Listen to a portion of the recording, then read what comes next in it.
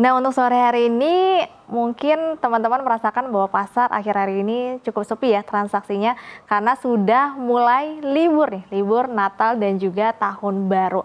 Nah, biasanya menjelang akhir tahun memang transaksi sedikit sepi, tapi sebagian besar investor masih nih suka memburu saham-saham yang punya potensial naik mungkin nanti di Januari Effect di awal Januari hingga pertengahan Januari. Nah, CNBC Indonesia Research sudah mengulas dan menganalisa 4 emiten yang memungkinkan punya proyeksi yang cukup baik, terutama di tahun depan ya, dan juga bisa dimanfaatkan di sisa kurang lebih 3 hari perdagangan terakhir di bulan Desember. Nah, emitennya apa saja? Kita kulas satu-satu ya, kita bedah satu-satu. Yuk kita cek dulu di slide pertama. Nah, yang pertama ini ada emiten dari BUMN ya untuk Semen Indonesia Tbk atau SMGR. Nah, di sini beberapa analis memproyeksikan harga sekarang di level 2.600-an ya. Nah, beberapa analis memproyeksikan harga SMGR di tahun depan targetnya terdekat itu di level 3.100, berarti upside-nya kurang lebih hampir 20%. Untuk paling tingginya ini cukup optimis ya, di 4.500 per lembar saham. Nah, kenapa SMGR ini dinilai punya potensi yang cukup baik di tahun depan, padahal dalam 5 tahun terakhir harga sahamnya itu sudah turun kurang lebih 70%. Nah, kalau teman-teman tahu bahwa Danantara dikabarkan akan masuk ke pasar saham Indonesia, modal investasinya kurang lebih sekitar 23 triliun, dan dalam 20 hari terakhir SMGR memang diperdagangkan rata-rata 8,3 juta lembar per hari, dan harga saham SMGR itu di kisaran sekarang 2.600-an, 2.700-an ya, dengan transaksinya hariannya tuh sekitar 22 miliar, memang termasuk kecil ya. Nah, jadi nanti ada potensi aliran dana 230 miliar setara lebih dari 10 kali nilai transaksi harian dari normal SMGR. Nah, nantinya potensi masuknya dana besar tersebut tentu saja bisa memicu minat beli investor ya. Kalau minat belinya tinggi, terjadi lonjakan volume, terjadi lonjakan harga, tentu saja ini akan menjadi lebih volatile dan harga saham SMGR bisa saja menembus target pertama di level 3.100-an. Nah, selain dari SMGR, ternyata ada emiten dari konglomerat juga nih yang saat ini memang masih menjadi topik trending. Apa? Yuk kita cek di slide selanjutnya.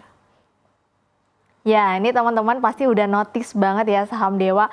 Saham Dewa ini di sepanjang tahun ini sudah naik kurang lebih 400% secara year to date. Dan kalau teman-teman lihat banyak analis memproyeksikan harganya bisa tembus 1.600 sudah kesentuh gitu ya. Mungkin bisa menuju level 700 paling dekat, apalagi sebentar lagi mau RUPS di akhir Desember. Kenapa banyak analis yang bisa memproyeksikan harga saham Dewa di level 1.000-an? Karena ada potensi masuk di indeks MSCI. Nah, kalau kita lihat peluang masuk di indeks MSCI yang pertama mungkin yang small cap dulu, karena free float Dewa sekarang itu 56,9%, sudah jauh di atas syarat dari MSCI di 15%. Kemudian kapitalisasi pasar free float adjustment-nya saat ini di 9,8 triliun rupiah atau dalam dolar 593 juta US dollar, sudah 2 kali lipat dari batas minimum MSCI.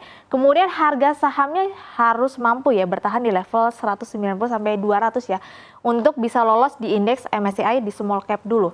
Kemudian likuiditas kuatnya sudah berada di rata-rata transaksi hariannya 7,8 juta US dollar atau dalam rupiah 128 miliar.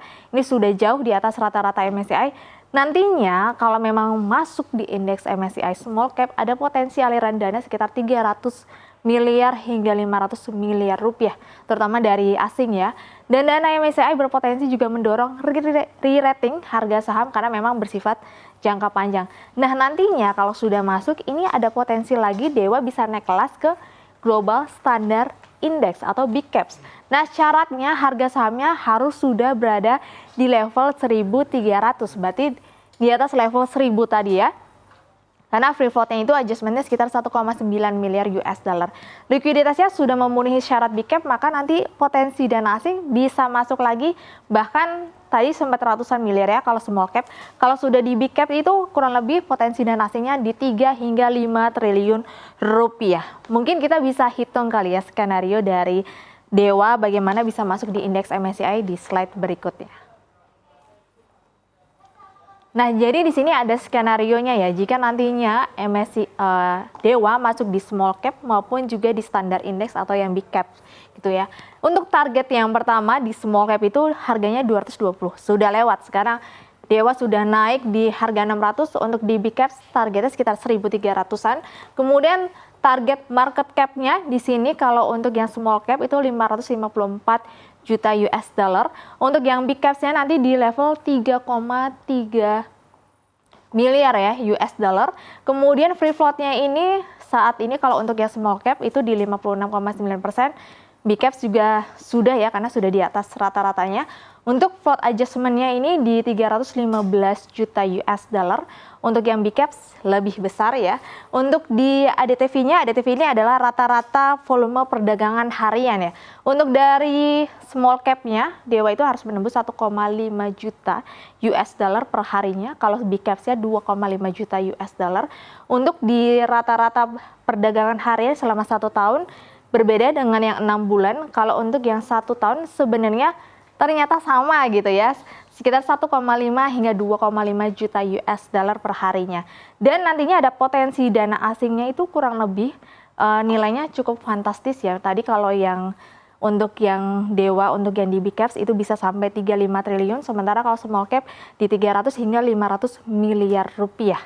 Nah, selain dari Dewa, kita bisa bergeser salah satu saham yang memang hari ini sudah memutuskan untuk right issue. Siapa? Kita geser di slide selanjutnya. Nah, Inet hari ini baru mendapatkan kabar baik, akhirnya ketok palu untuk right issue nih. Yang dimana kemarin sempat diundur dan ternyata sekarang sudah ketok palu. Makanya hari ini harga saham Inet naik di atas 20%. Nah, kalau kita lihat kinerja keuangan Inet memang tahun ini cukup baik ya, terutama di segmen bisnis ISP. Karena Inet berencana melakukan aksi korporasi, tadi penanaman modal tahun depan untuk ekspansi besar, salah satunya dari right issue. Kemudian untuk pendapatan kuartal 3 2025 melonjak lumayan besar, 190% menjadi 23,6 miliar. Untuk segmen ISP-nya menjadi kontributor terbesar dan utama untuk perseroan. Laba bersihnya per kuartal 3 2025 mencapai 19,4 miliar rupiah, tumbuh lebih dari 8 kali ya secara tahunan. Profitabilitasnya juga meningkat cukup signifikan, jadi bukan hanya dari sisi pendapatan aja. Margin EBITDA-nya di kuartal 3 juga melonjak ke level 76,4%. Untuk peningkatan margin didukung bauran bisnis, itu marginnya cukup tinggi ya, tapi biayanya cukup efisien. Nah, fondasi pertumbuhan jangka menengah ini memang semakin kuat karena skala bisnisnya juga semakin besar nih. Makanya harga saham Inet di sepanjang tahun ini juga naiknya multi-bagger. Nah, mungkin kita bisa bergeser untuk membahas dari profitabilitas Inet dan juga potensinya di tahun depan. Nah, ini tadi adalah rekapan yang tadi saya sebutkan ya, dari sisi pendapatan, EBITDA-nya, kemudian laba bersihnya. Nah, prospek ke depannya bagaimana? Untuk Inet sendiri sekarang memang sudah menyiapkan ekspansi besar, jadi modalnya nanti dikumpulkan dari right issue yang sudah rilis hari ini. Teman-teman bisa lihat, dicek di keterbukaan informasi.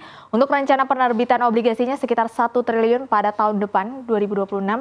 Dana ekspansinya nantinya akan diproyeksikan atau diletakkan di proyek kabel laut, kemudian FTTH contracting, kemudian ada layanan internet berbasis node ya.